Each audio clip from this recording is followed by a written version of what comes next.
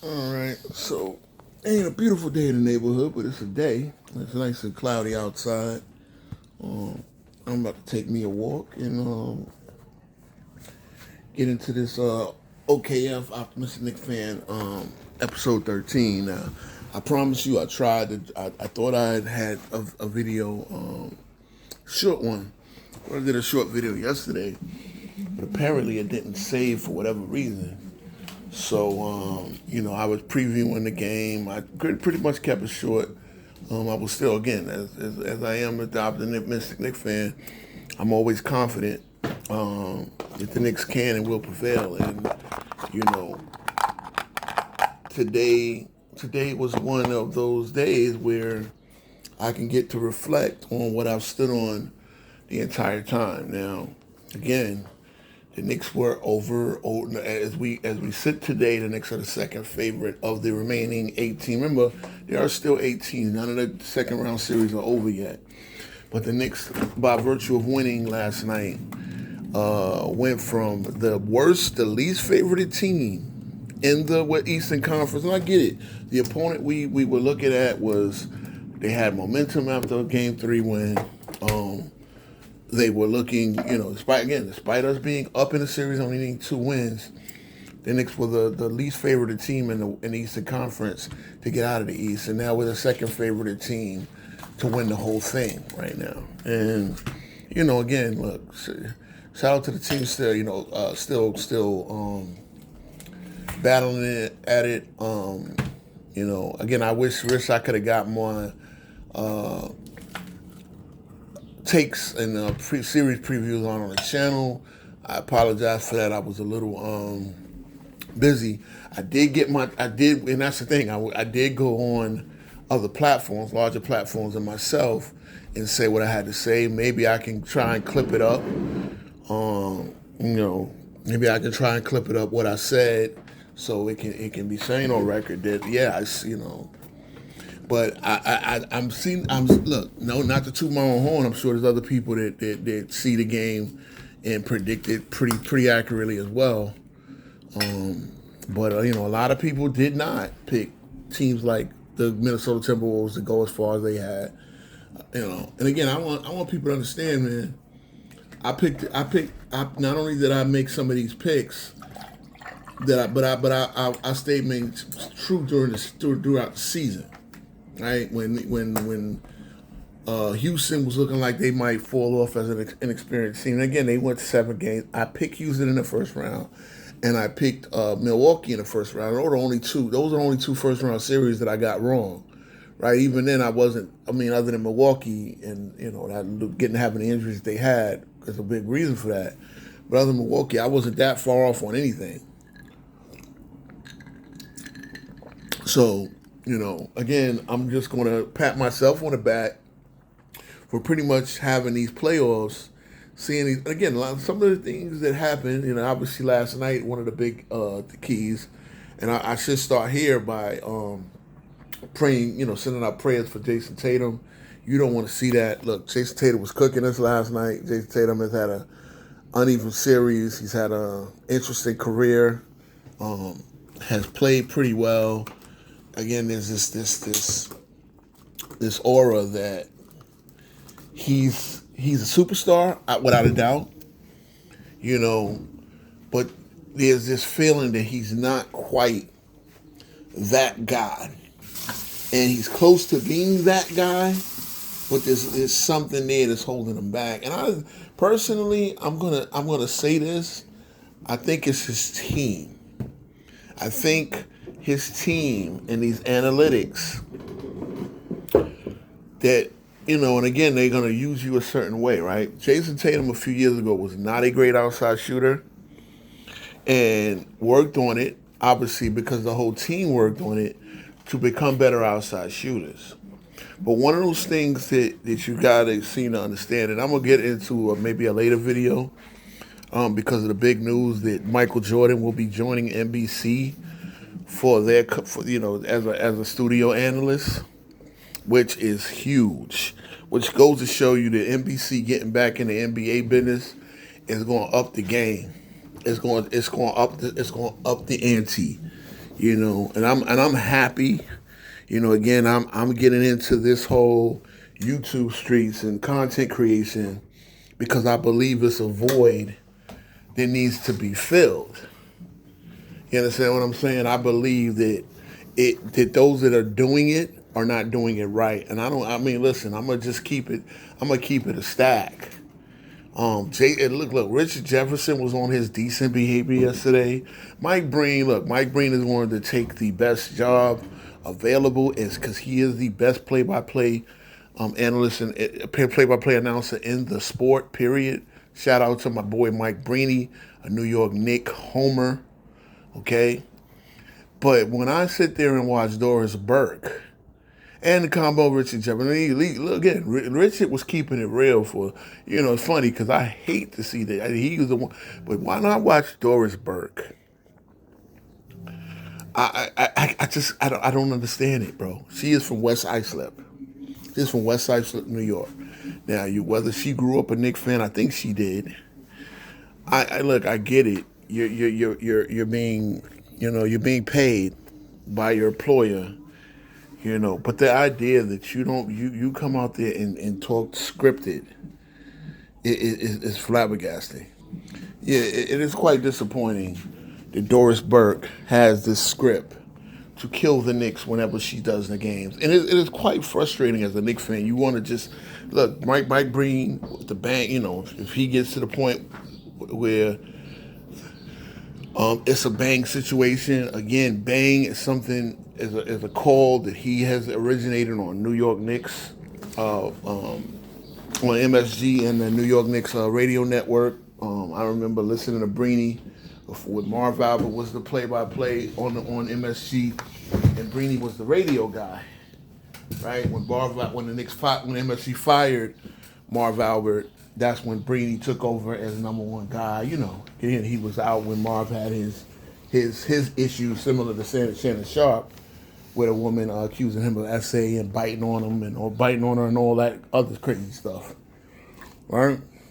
So, but again, getting into what Doris Burke does, it's laughable. It really is laughable. The Knicks could be in the midst of a run and she's finding ways to kill it. And I get it. It's the anti-New York stuff. Maybe that's me being a little oversensitive to it. But I'm like, come on. I think any of us who are Knicks fan in my audience knows what I'm talking about. Right? It is unbearable. It is unbearable. And again, you just want fair coverage of your team. That's it. Call it what you see. If they're playing well, say it. If they're not playing well, say it. But the constant bashing, the constant. The Knicks could be winning. Again, I've seen it when the Knicks were beating the Heat by 30, and she was on there killing the team. So again, this is a version of Optimistic Knicks Fan where I'm calling in these receipts. I've kept receipts. I've kept a lot of receipts. And again, Boston fans, I know it's tough right now, and you're dealing with the potential loss of your franchise star, not only for this year but for next year. Right? If it happened to my team, I'd be flabbergasted. Right? I mean, again, last year in the playoffs, the Knicks had a dearth of injuries. Like, we didn't have anything catastrophic like this. What's going on? I mean, again, I was saying last night, I hope it was just like a ankle break or ankle. I'm just hoping it was a clean break, because you're talking a difference in recovery time where you would want it to be possible that Jason Tatum actually plays next year, right? You don't want him to miss the remainder of this playoffs and next year in this part of his career. That would be like really, really crazy. But it was a non-contact injury, and it didn't look like an ankle turn or anything like that. Again, we'll wait for the news, we'll wait for the MRIs and all that. But but I get it's tough. But now things have to be coming back, because it's like I was watching the Troy clip where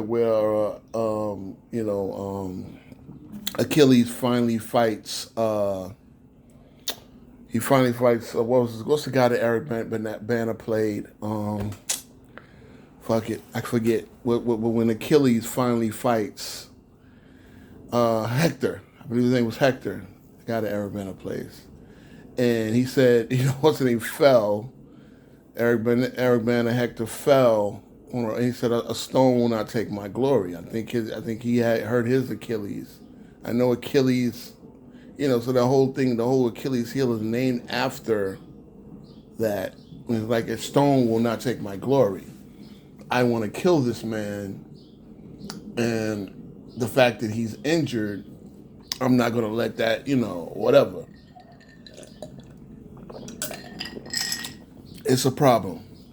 It's a problem because look, I'm going to take my victory lap. When the Knicks had all their injuries last year, no one gave us the injury. Well, So again, we had the game. It was a 9-point game when it was won.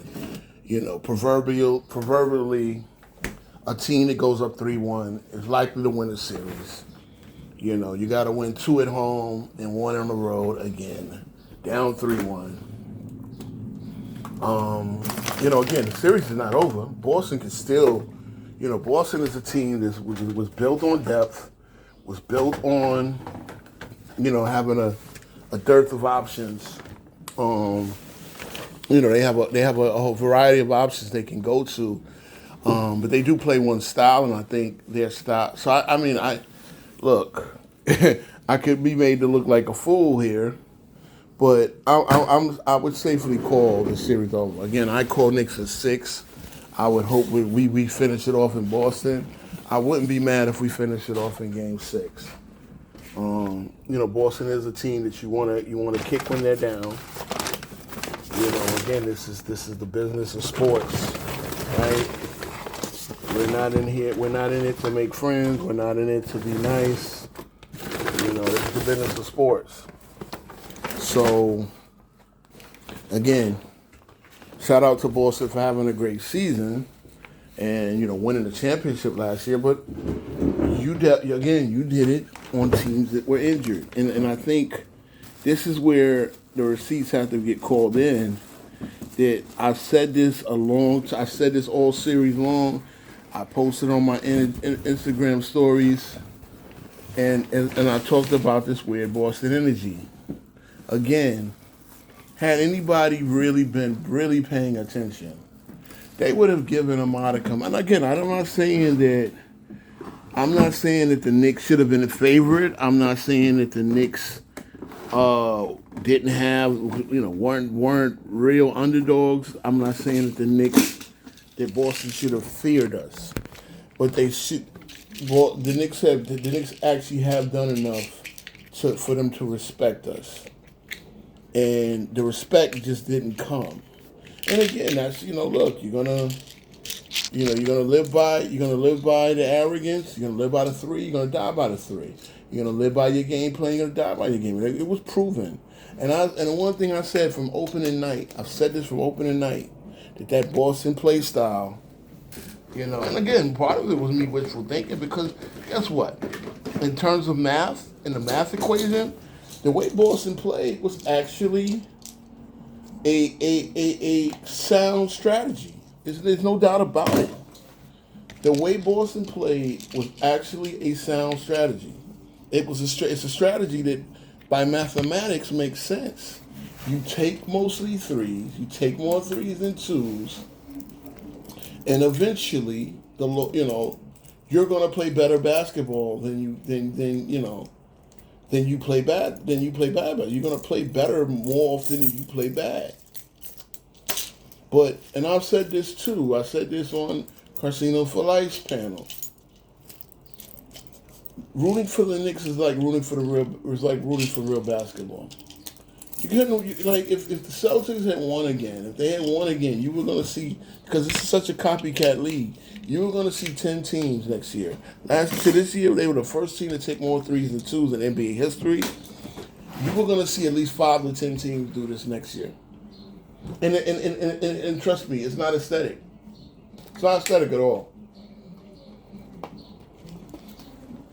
It's not aesthetically pleasing. It's not, and it's not entertaining. It's not even a sound strategy. Like, and when mathematically, it seems like it would be, right? But in reality, it is not a sound strategy. Because what you don't account for, is a team that sees you 4 to 7 times in a series. A team that can see you and see what you do 4 to 7 times in a series and come with a counter. A team that can see you 4 to 7 times in a series and come with a counter. They didn't account for that. But again, Boston actually has shot well 2 of the 4 games. They've actually outshot the Knicks from 3 during the series.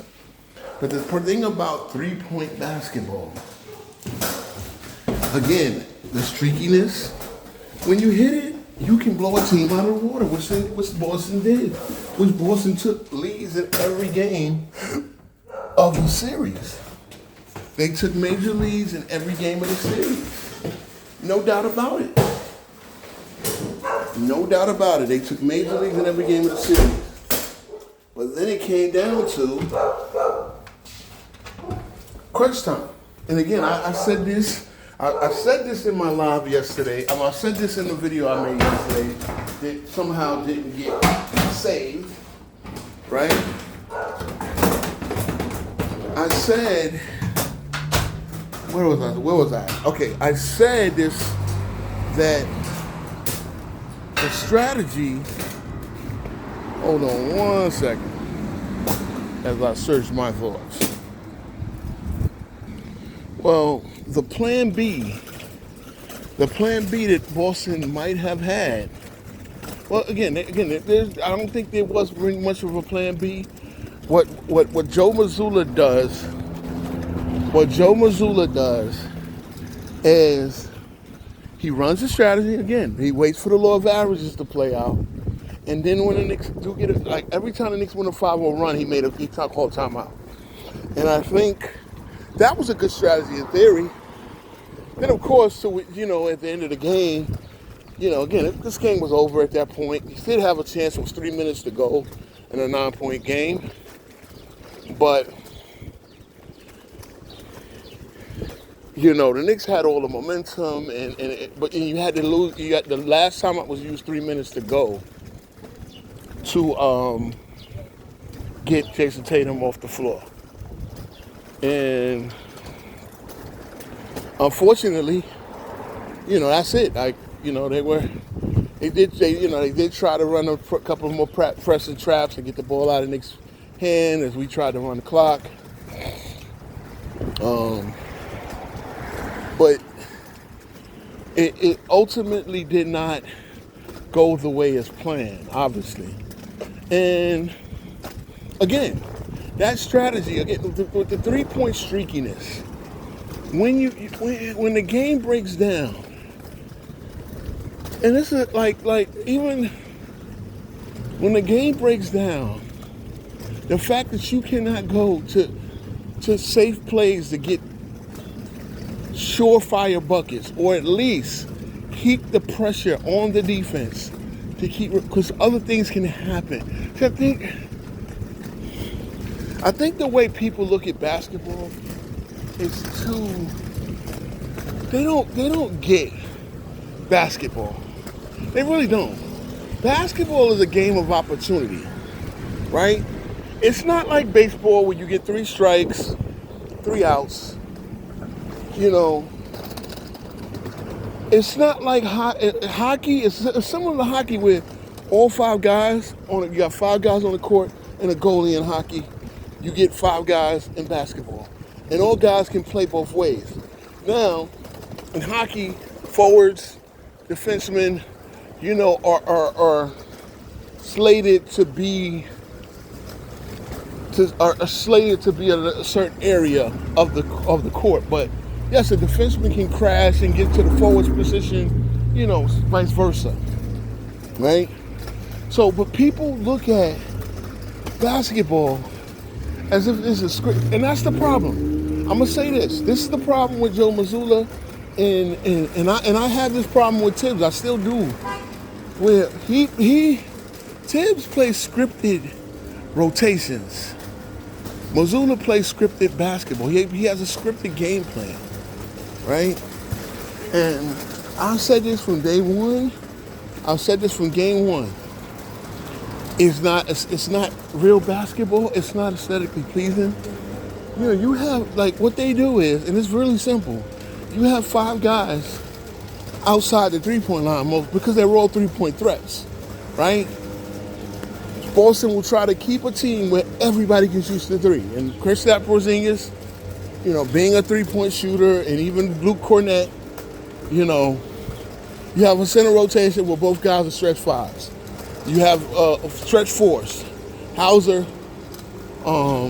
Tatum, Brown, who he's the weakest, in reality, he's the weakest three-point shooter on the team. And he's needed, he's very important because he's the best mid-range player on the team. However, mid-range is not in the script. And again, for those analytics to say, forget the mid-range shot, don't take any mid-range. Mid-range is a bad shot, you shouldn't be taking it. You don't know basketball. You don't understand what happens when you're successfully chased off the three, and now you're down, because look, as the shot clock going down, the chances of you making a shot, whether it be a wide open three, whatever, shot clocks speed up the game. Like it's there to speed up the game. Right? It's there to keep teams from just holding the ball, looking for the best shot for goddamn minutes and 2 minutes at a time. So when the three is successfully defended and every avenue is cut off, if you don't have that mid-range game, if you don't have that spot where, and elite scorers have this, where I can get to this spot of the court and pull up and hit a makeable shot, or, you know, conceivably make a shot. You know, you can sit there and say, hit 40%, 45% is good. I think an elite mid-range player hits 45% of his middies, right? Well, you're only getting 9 points a shot. I mean, you're only getting 9 points, or 0.9. 9 points every 10 shots, a 0.9. Cool. What it doesn't take into account is the factor of, it doesn't take into account the factor of breaking a defense down, stretching a defense to its limit, and then it also doesn't take into account that some of those guys who are great in the mid-range, they get fouled taking those mid-range shots. The actions towards you get, the further you are out from the three-point line as you shoot, the less likely you can see. So foul shots are now no longer taken into account. You know, putting an 85% shooter at the line because you fouled him in a mid-range or you fouled him in a going to the basket action.